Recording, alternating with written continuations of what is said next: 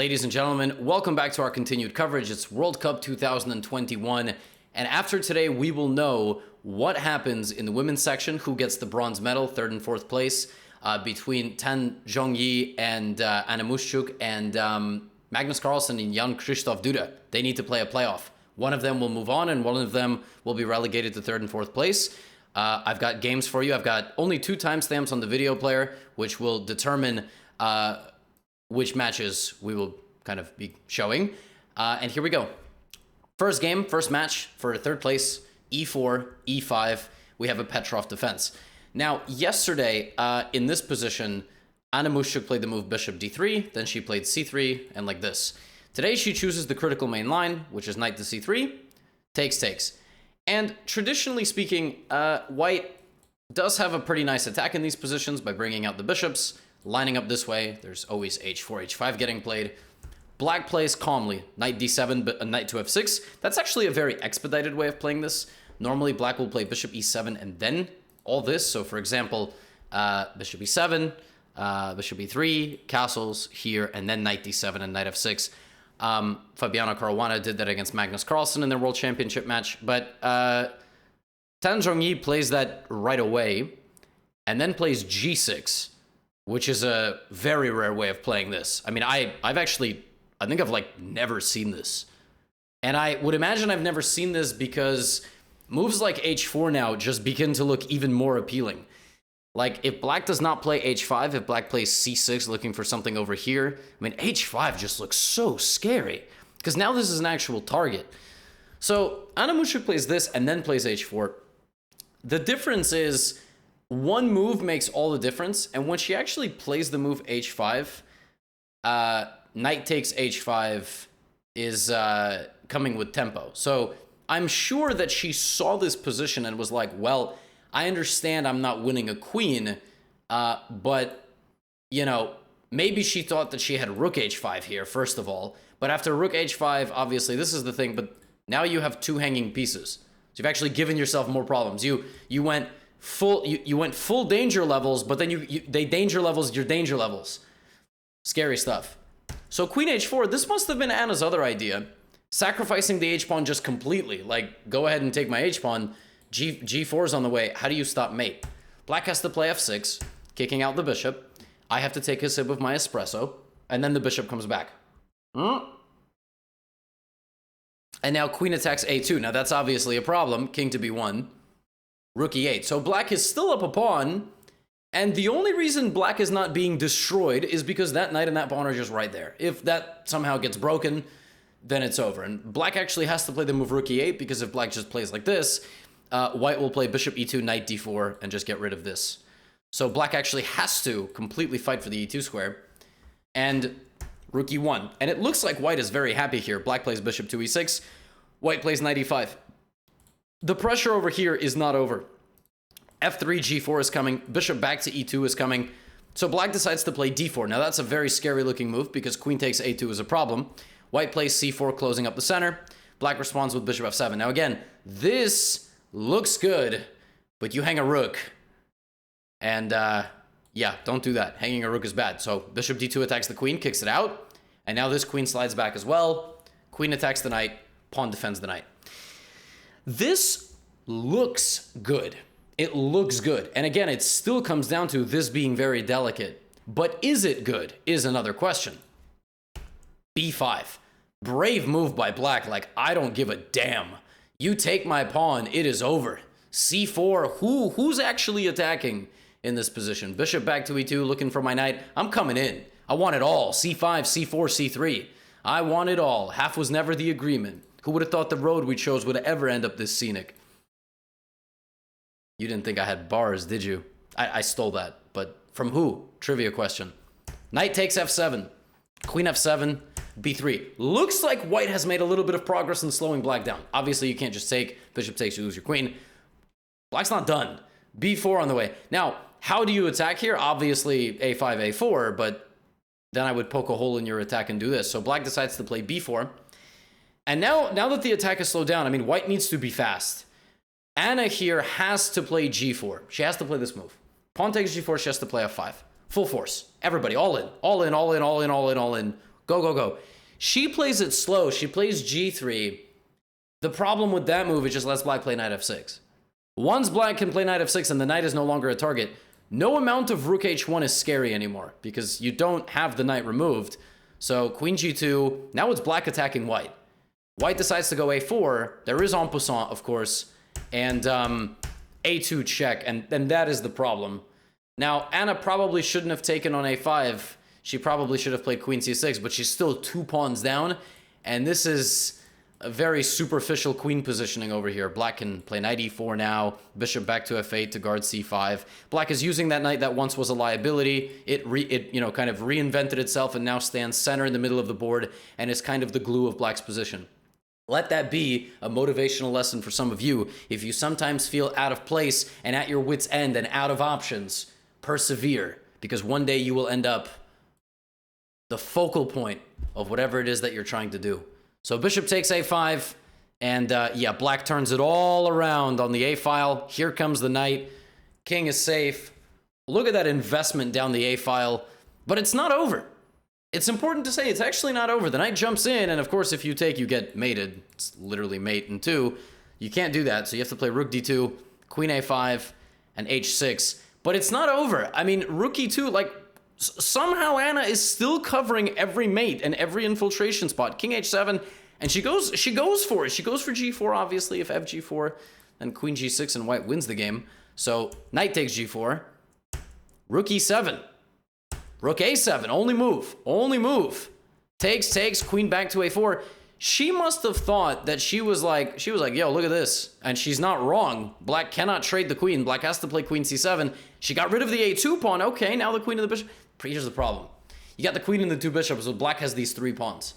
And black defends everything. White kind of goes for a last gasp here with the c pawn, but that knight is still here. And h5 and h4. And Anna Muschuk resigned because, yes, she can play a move like queen d7 and try to push, but only one of the players here is actually threatening to make a queen. Like, we can get a position where there's 4 queens. Absolutely, we can get this position, but black is completely winning here. Queen b1, for example. This king is completely safe. Now, I would have wished this would have happened, but black played h4, and Anna Muschuk resigned, which means that now that she loses with white, she has to win with black. She has to win with black. How better to win with black than to play the Albin counter gambit? She clearly is a proud owner of the Gotham Gambit's course with black, but she doesn't play the main line. She plays the Dubov line. Daniel Dubov here and Magnus Carlsen have both played this move in Rapid and Blitz. Knight e7. It is a super peculiar move. It's not like winning or anything, but it's really weird. And the point of this move is obviously if knight c3, then d4 still. If cd5, then you actually trade queens. That's actually what you do.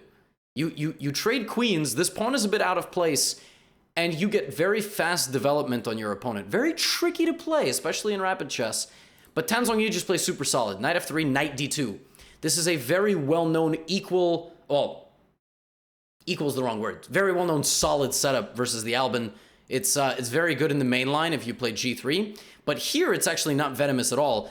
So it gives black some play. I mean, Anna gets some play with, dc and b5. The problem is that a4 is really strong. b5 was actually just an error. Anna should have played bishop to e6. Because now, even though she gets out of the opening okay, more or less okay in this position, the problem is that now this very simple undermining pawn move is very strong. And notice, not b3. b3 would be an awful move because c3 with tempo on the king and everything, the knight and the king. So a4, and black just has no real way to meet that. She tries to create a little bit of chaos, but queen a4, and black's position is very, very, very fragile. The knight jumps into d3, you just take it. Okay, you can't castle, but hello. And very flashy move here, folks. White to move. Your queen's hanging. What do? Well, of course, you just give it away. Queen takes a7.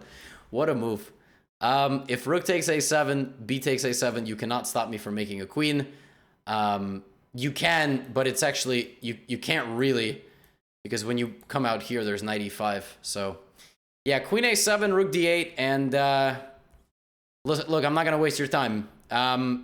It was white from here on out who was completely winning by trading off pieces.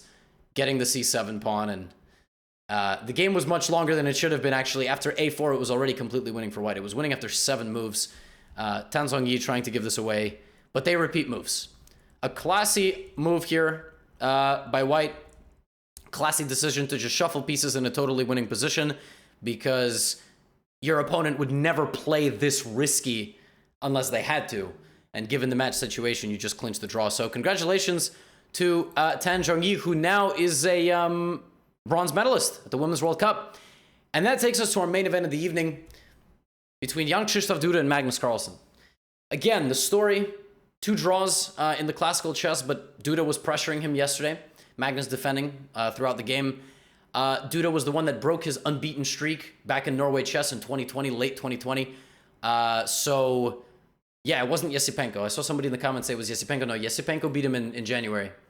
Here we go. E4, E5, 25-minute chess. Duda has white in the first game, plays a Spanish. Invitation to go to the Berlin. No, thank you. I don't want to go to Berlin right now. I'd rather go to Munich. We all know that's the best German city. C3, A6. I don't want to start beef with some Germans. I don't want y'all guys to be like, what? I just talk. Sometimes I say things. Don't get too offended. Bishop. I do hear Berlin is kind of touristy, though. What do you guys think? Bishop A4. And notice how Magnus plays this. G6, Bishop G7. Castles. Plays this kind of like a King's Indian. Kind of an interesting way to play this. Now, the way I know that this gets played with white is that sometimes white actually takes on C6. Basically, white is like, oh, you want to play King's Indian? Okay, well, you can't move your center pawn so easily now. But Duda plays H3. Now Magnus says, you can't even have my knight. No. I gave you a chance to take it. No, thank you. Knight D7. Now you can take it. Now, if you take it, I'm not going to damage my structure. B5, Bishop B7, C5. Okay, now we've got all the makings of a nice Ruy Lopez. Well, queenside clashing. You know, will Duda play knight F1, knight G3, or knight H2, or G4, H4? You know, is he going to attack on this side of the board? What's he going to do? Is he going to play D4 at some point? He takes on C5. Magnus takes back with the knight. He takes on B5. And then he plays Bishop to A3. He's pressuring this, and D4 is on the cards. And then kind of a combination of just pressuring black center. Maybe Queen B1 is going to happen at some point to put some pressure over here. Oh! Look at that! And I didn't look at this game before I made the recap, so I'm happy. Look at that. Queen B1. Sometimes I joke. I'm like, oh, how did I know? But actually, I didn't look at this one.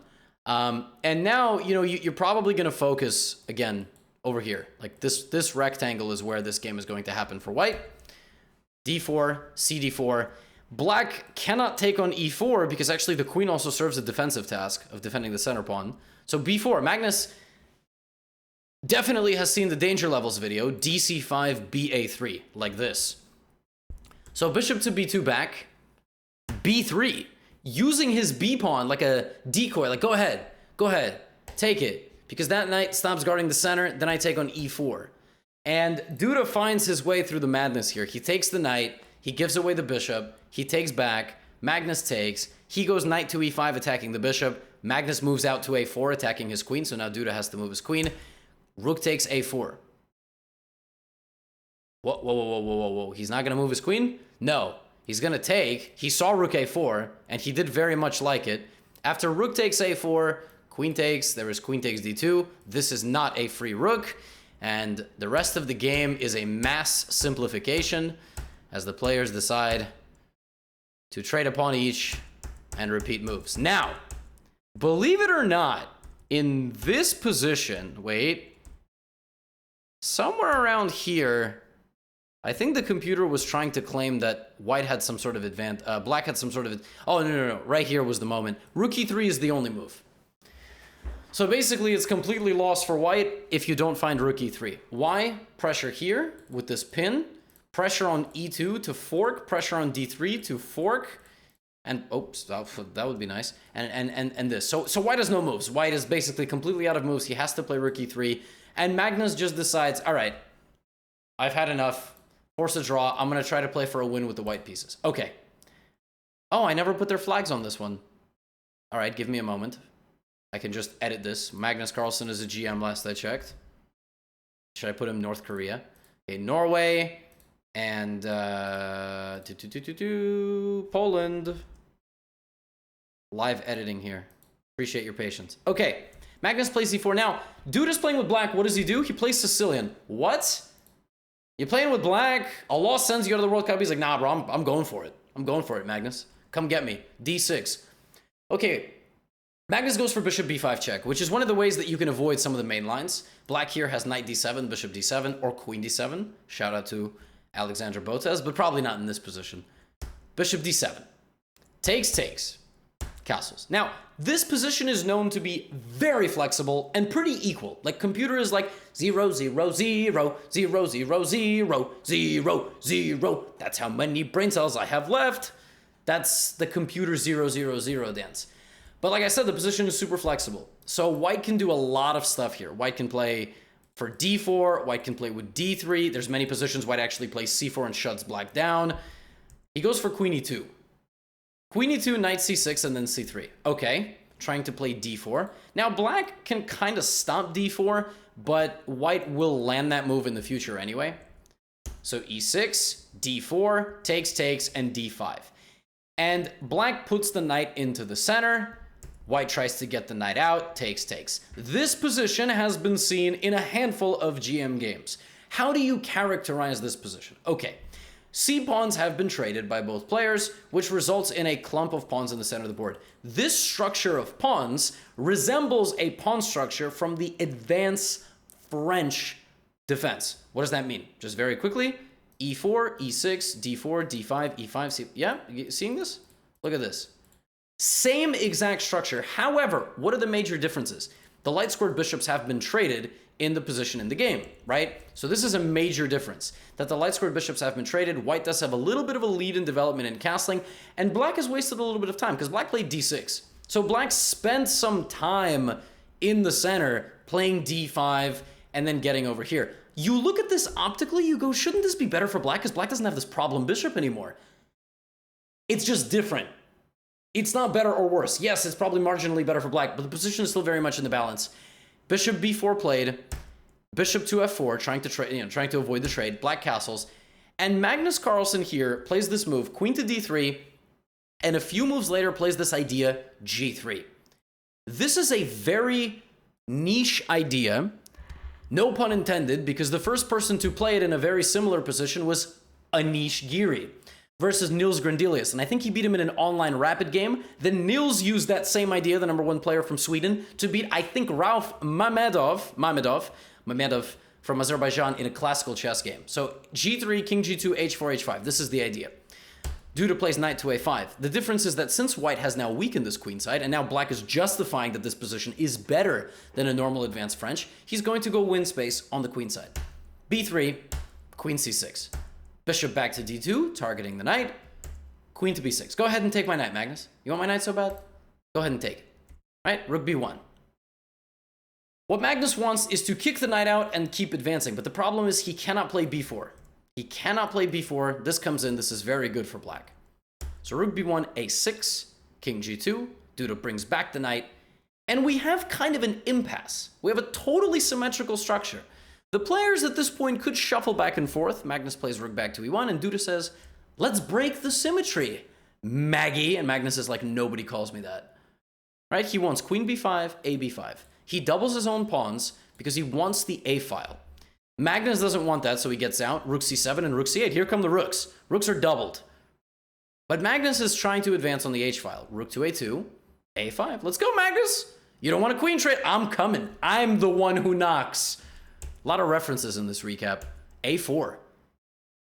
b4. Ooh, now we gain control of this, and we gain control of this. So how are we going to justify that? h6 first to prevent any of your attacks. But now's the $1 million move, folks. Black to play a gangster move. If you want, I can flip it for you, just so you can pause here. You can pause now. I'm going to flip back. Folks, the move is knight a7. Chef's kiss. Reroute. You're either going to b5 or you're going to c8, b6, c4. You got to take a step back to take 2 or 7 steps forward. Bishop back to d2. Queen in to e2. Do you know who's trying to play for a win right now? Jan Krzysztof Duda. Can Magnus Carlsen defend? Rook to e1. Queen back to c4. Rook to e3. Knight to b5. Here he is. You have the perfect position. Everything is on its prime square. But how do you actually break through? First, you make a waiting move. Then you reroute your bishop to b6. Now, in this position, everything is perfect. Everything. What next? Okay, maybe everything's not perfect. We're going to keep trying to make progress. Queen slides back to b5. Okay, the queen takes up the space so that the rooks are now doubled. And the knight maybe will jump in somewhere else. Rook c2. There goes the knight. Do you want a rook trade? Okay, Magnus opts for a trade of rooks. Rook c6. Rook back to d1. He wants a trade of queens. Is that good for white? Bad for white? Good for black? Bad for black? Duda chooses to play rook c4. Apparently queen f1 is a decent move. He can play it and then try to play rook to c3. But he plays rook c4. And now the knights get traded, which seems like a win for white, because that knight was really annoying. And you'll notice this is also a story of bishops. They are on the same color, but Magnus has 6 of his 7 pawns on the same color square. That is miserable.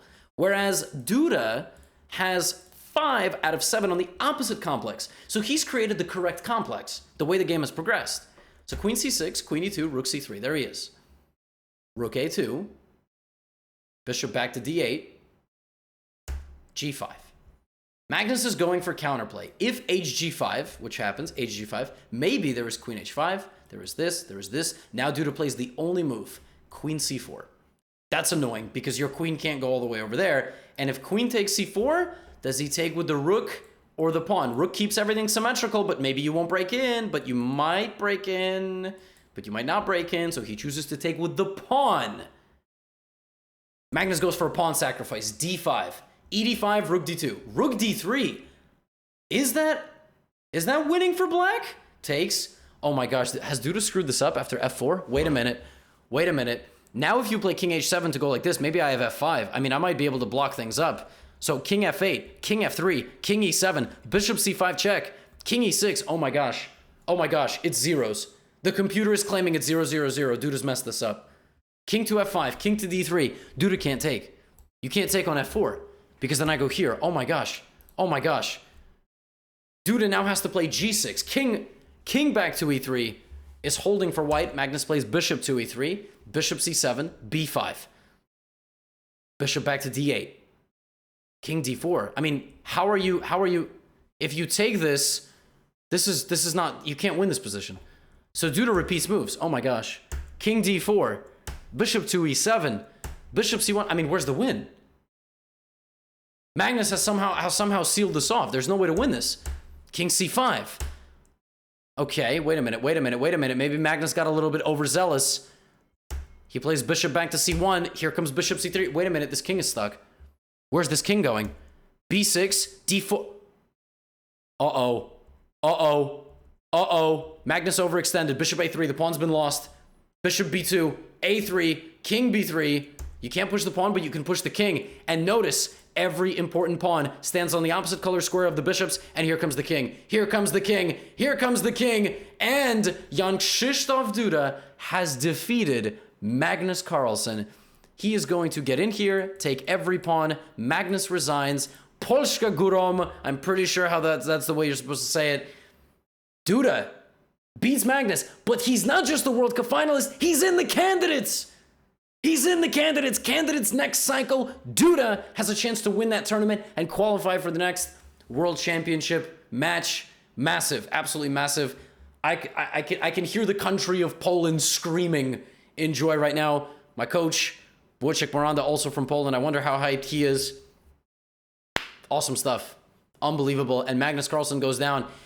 The final mistake that Magnus made, apparently, on my low-depth engine was he overextended, I think, to c5.